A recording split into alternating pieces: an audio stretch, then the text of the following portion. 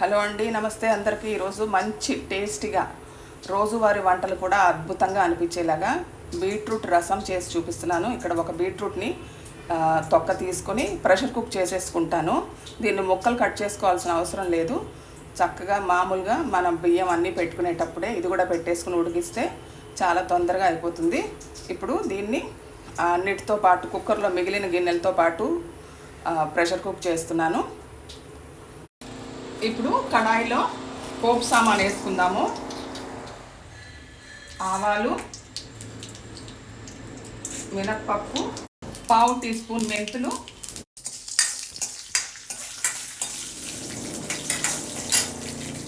కొంచెం ఇంగువ,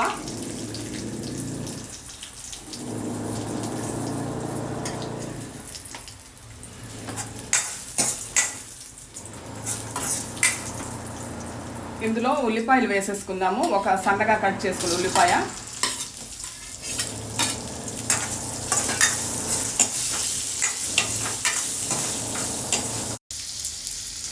సరిపడా ఉప్పు ఇప్పుడే వేసేస్తున్నాను. ఎండుమిర్చి ఇందాక వేయడం మర్చిపోయాను. ఒక మిక్సీ జార్లో ఒక టీ స్పూన్ మిరియాలు, కొంచెం ఒక టీ స్పూన్ జీలకర్ర, ఒక 4-5 పెద్ద వెల్లుల్లి రెబ్బలు క్రష్ చేసినవి, ఒక టొమాటో, కొత్తిమీర కాడలతో కలిపి వేసుకొని గ్రైండ్ చేసుకోండి పలుకుగా.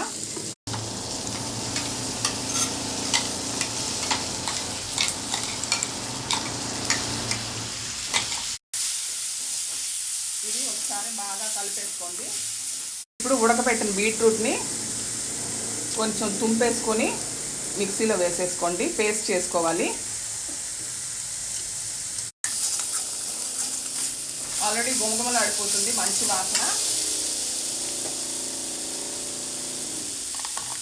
ఇప్పుడు మనం పేస్ట్ చేసుకున్న బీట్రూట్ వేసేసుకుందాము.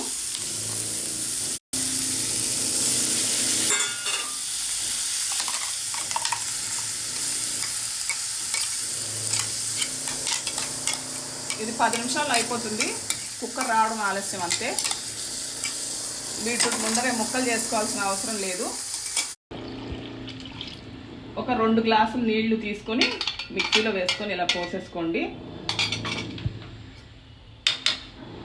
ఒక స్పూన్ చక్కెర కానీ బెల్లం కానీ, పసుపు యాక్చువల్లీ నూనెలో వేయాలి, మర్చిపోయాను నేను ఇందాక. చిన్న ఉసిరికాయంత చింతపండు రసం,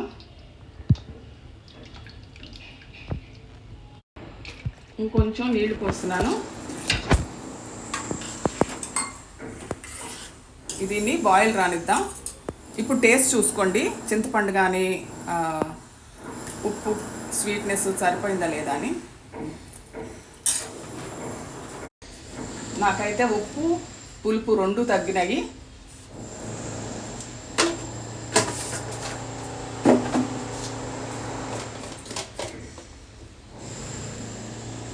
కొంచెం కారం, బీట్రూట్ ఆల్రెడీ స్వీట్గా ఉంటుంది.